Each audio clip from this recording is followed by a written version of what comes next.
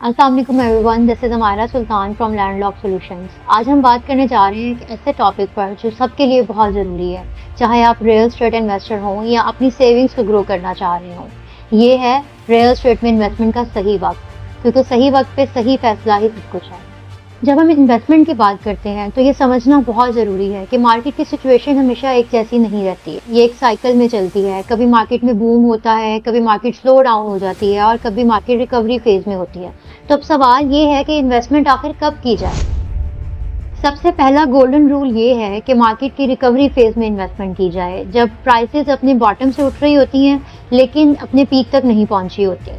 उस टाइम पर properties relatively affordable होती हैं और प्राइसेस इंक्रीज होने के चांसेस ज़्यादा होते हैं। सिर्फ यही काफ़ी नहीं है, पाकिस्तान की इकोनॉमिक सिचुएशन को देखना भी बहुत ज़रूरी है। अगर इन्फ्लेशन कंट्रोल में है, इंटरेस्ट रेट लो है, तो यही सही वक्त है इन्वेस्टमेंट का। इस वक्त आपकी बाइंग कॉस्ट कम हो जाती है और शॉर्ट टर्म इन्वेस्टमेंट में प्रॉफिट के चांसेस ज़्यादा होते हैं। इसके साथ साथ गवर्नमेंट की पॉलिसीज़ बहुत अहमियत रखती हैं। हमने देखा है कि गवर्नमेंट ने जब कंस्ट्रक्शन में एमनेस्टी स्कीम मुतारिफ करवाई थी तो रियल एस्टेट में एक नई वेव आई थी। तो अगर आप देखें कि गवर्नमेंट ने कोई न्यू टैक्स रिलैक्सेशन दी हैं या रियल एस्टेट को प्रमोट करने के लिए न्यू पॉलिसीज़ अनाउंस की हैं, तो समझ जाएं कि रियल एस्टेट अपने ग्रोइंग फेज की तरफ जा रही है।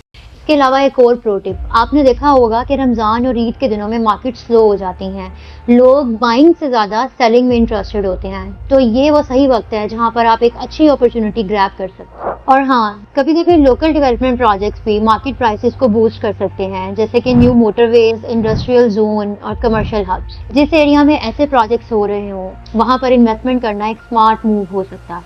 यहाँ प्राइसेस ऐसे बढ़ेंगी कि आप सोच भी नहीं सकते।